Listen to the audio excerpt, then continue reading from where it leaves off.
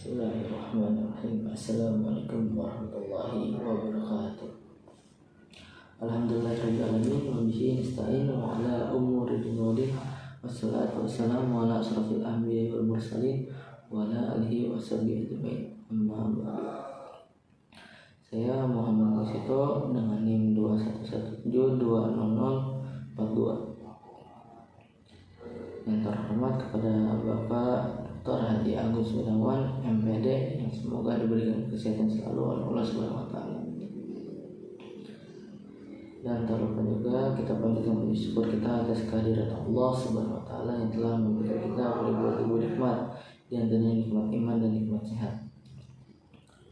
Lalu juga salawat serta salam kita curahkan kepada Nabi besar kita Nabi Muhammad sallallahu alaihi wasallam yang telah membawa kita dari zaman kegelapan ke zaman yang terang benderang ini. Baik, saya di sini akan menjelaskan tentang diksi.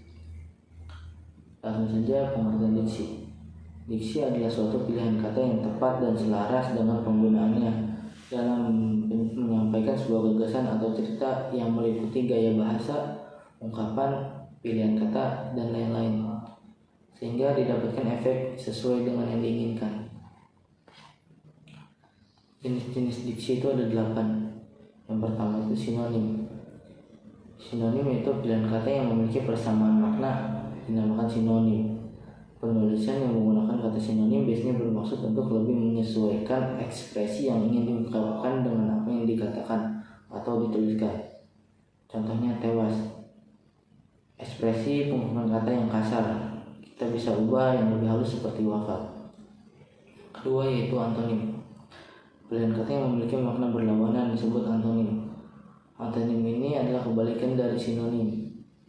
Contohnya itu kata antonim dari luas adalah sempit. Yang ketiga itu polisemi. Frasa kata yang memiliki banyak makna dinamakan polisemi. Contohnya kata kepala yang bisa dimaknai dengan bagian tubuh yang terletak di atas leher. Atau kepala juga bisa dimaknai sebagai bagian yang terletak di sebelah atas ataupun depan. Yang keempat itu homograf. Kata-kata yang memiliki tulisan sama namun mempunyai arti yang berbeda. Begitu pula bunyinya dinamakan homograf. Contohnya itu kata tahu. Tahu ini bisa dimaknai sebagai makanan atau juga mengetahui ataupun memahami sesuatu. Yang kelima itu homofon. Kata-kata yang memiliki bunyi yang sama namun maknanya berbeda. Begitu pula ejaan yang dinamakan homofon. Contohnya itu masa atau masa. Meskipun bunyinya ketika diucapkan sama, namun ketika ditulis maka memiliki arti yang berbeda. Di mana masa yang S-nya ada 2, artinya adalah berat, sementara masa adalah waktu. Yang keenam itu homonim. Homonim adalah kata-kata yang memiliki ejaan yang sama tapi bunyinya berbeda. Begitu pula maknanya. Contohnya Asep dan Asep. Asep yang pertama adalah nama orang, sementara Asep kedua bagi orang logat bahasa Betawi yang kental bisa juga disebut asap. Bisa diucapkan juga dengan asap. Keduanya memiliki ejaan yang sama tapi berbeda makna dan bunyi. Yang ketujuh, hiponim. Kata yang maknanya telah tercakup di dalam kata lainnya adalah definisi dari hiponim. Contohnya bawal yang termasuk ke dalam makna kata ikan. Yang terakhir itu hipenim. Hipenim merupakan kebalikan dari definisi hiponim, yang berarti sebuah kata telah mencakup makna kata lain. Contohnya kata sempurna yang telah mencakup kata baik, bagus, dan indah, ataupun sebagainya. Selain ke-8 jenis kata diksi, ada pula kalimat denotatif dan konotatif yang mewakili sebuah diksi. Denotatif. Makna denotasi adalah makna yang coba diungkapkan dalam alam wajar secara eksplisit. Wajar yang dimaksud dalam makna denotasi adalah makna yang sesuai dengan apa adanya. Denotasi sendiri merupakan suatu pengertian yang dikandung sebuah kata secara objektif. Contohnya, Kristo benar-benar membanting tulang lawannya hingga tangan sang lawan menjadi patah. Contoh yang kedua, Meja hijau adalah meja yang identik dengan meja tenis. Contoh yang ketiga itu tangan kanan Adi terkilir dan sekarang dia kesakitan. Nah, yang kedua, konotatif. Makna konotasi adalah frase atau kata yang memiliki makna kata yang tidak sebenarnya. Konotasi sendiri dibagi menjadi dua, yakni konotasi positif dan makna konotasi negatif. Untuk makna konotasi positif, maka kalimat ini memiliki makna menyanjung, sementara makna konotasi negatif bermakna mencela atau menyindir. Dan contohnya itu semua permasalahan yang ada di perusahaan ini harus diselesaikan dengan kepala dingin.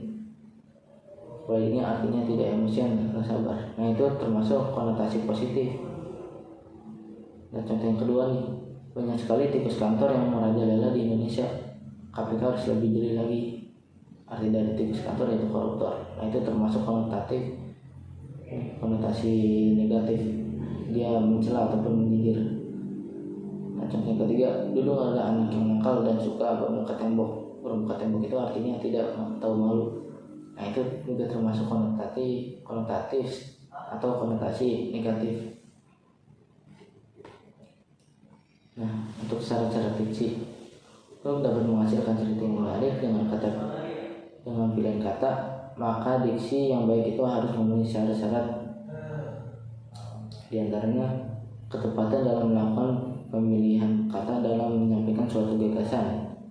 Yang kedua, pengarang tersebut harus memiliki kemampuan untuk dapat membedakan secara tepat nuansa makna sesuai dengan gagasan yang ingin diutarakan dan kemampuan untuk menemukan bentuk yang sesuai dengan situasi serta nilai bagi pembaca.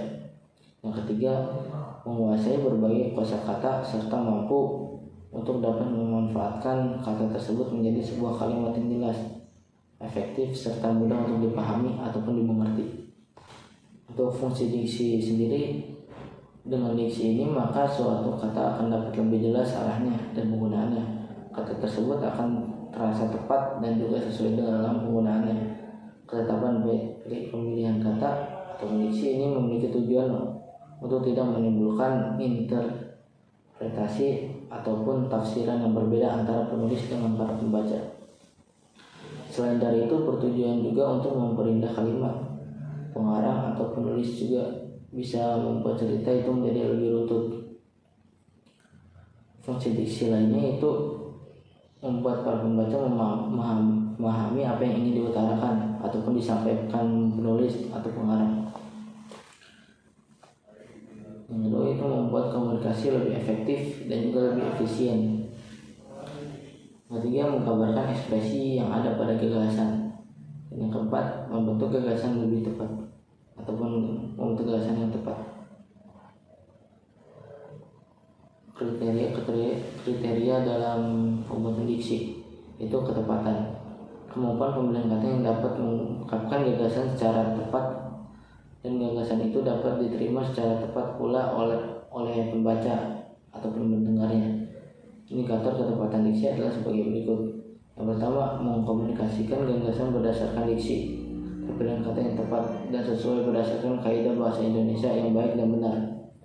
Kedua, menghasilkan penafsiran atau pemaknaan yang tepat, tidak ambigu dan tidak menyebabkan salah paham. Yang ketiga, menghasilkan respon pembaca atau pendengar sesuai harapan penulis ataupun pembaca, serta menghasilkan target komunikasi yang diharapkan. Kecermatan dalam pemilihan kata berhubungan dengan penggunaan kata yang diperlukan untuk mengungkapkan gagasan tertentu. Penggunaan diksi yang cermat akan mengurangi jumlah kata sehingga tulisan menjadi ringkas dan tidak ada kata yang bersifat mubazir atau berlebih. Selain itu, pemakaian kata harus mampu memahami penyebab terjadinya kemubaziran kata. Kemubaziran kata merupakan penggunaan kata-kata yang kehadirannya tidak diperlukan. Yang ketiga itu kriteria dari keserasian. Keserasian pada diksi berkaitan dengan kesesuaian penggunaan kata-kata yang sesuai dengan konteks pemakaiannya. Konteks pemakaian pada diksi berkaitan dengan faktor kebahasaan dan faktor non-kebahasaan. Faktor kebahasaan ini meliputi kesesuaian kata dengan konteks kalimat dan penggunaan bentuk gramatikal. dia